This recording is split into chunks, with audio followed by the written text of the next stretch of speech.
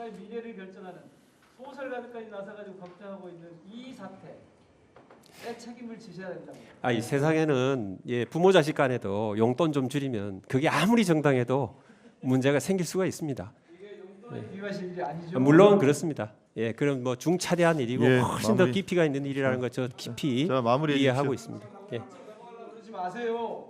왜 그런 그 중요한 일을 갖다 용돈에다 비교하고 이렇게 넘어갑니까? 자, 마무리해 주십시오. 아닙니다. 자, 그럼 그 부분은 제가 자, 장관님, 취소하도록 하겠습니다. 이영배 나눠 먹기식 R&D 연구 개발 예산을 재검토하라는 윤석열 대통령의 지시로 내년도 국가 연구 개발 예산이 10% 넘게 깎이며 비판이 많았죠.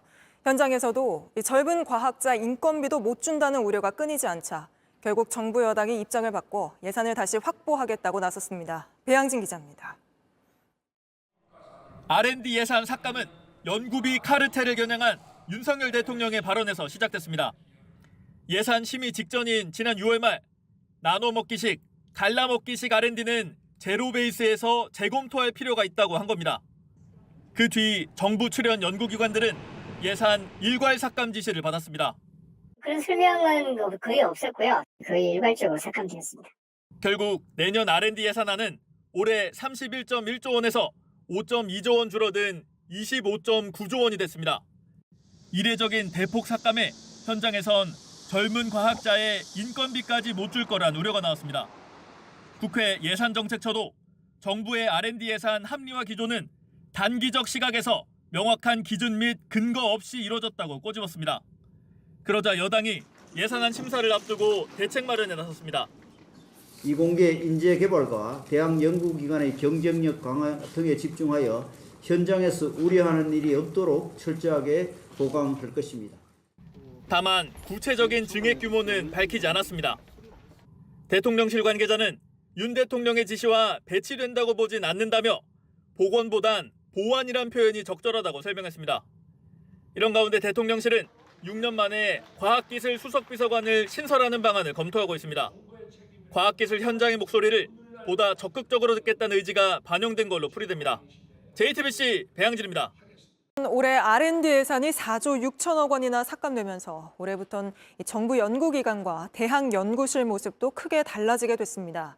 지난주부터 일방적으로 예산 줄이란 통보가 시작됐는데 훌륭한 연구라고 보도자료까지 낸 연구 예산도 70%나 깎였습니다. 김민 기자입니다. 농촌진흥청이 지난달 낸 보도자료입니다.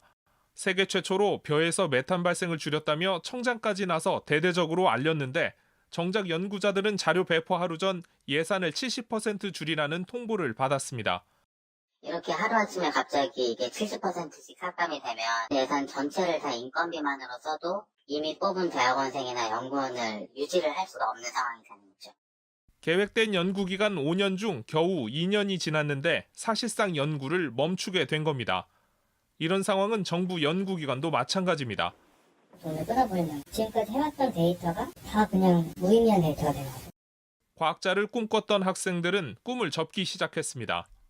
과학기술원 나왔던 친구인데 연구비 삭감으로 올해 대학원 안 가고 그냥 인턴이나 취업 생각하고 있는 걸로. 정부는 젊은 연구자들을 보호하겠다고 했지만 현장의 이야기는 다릅니다. 올해 제안서를 내는 사람에게는 선정의 폭이 넓을 수 있지만은 작년 그 이전에 연구비를 받아온 사람들은 오히려 연구비가 삭감이 되는 현상이 되는 거죠. 연구자들은 진짜 혼란은 이제부터 시작이라고 입을 모읍니다. 연구자들은 이제 실감이 조금 느껴지시는지 대응을 해야 되는 거 아니냐 뭐 했는데 늦었죠 뭐. JTBC 김민입니다.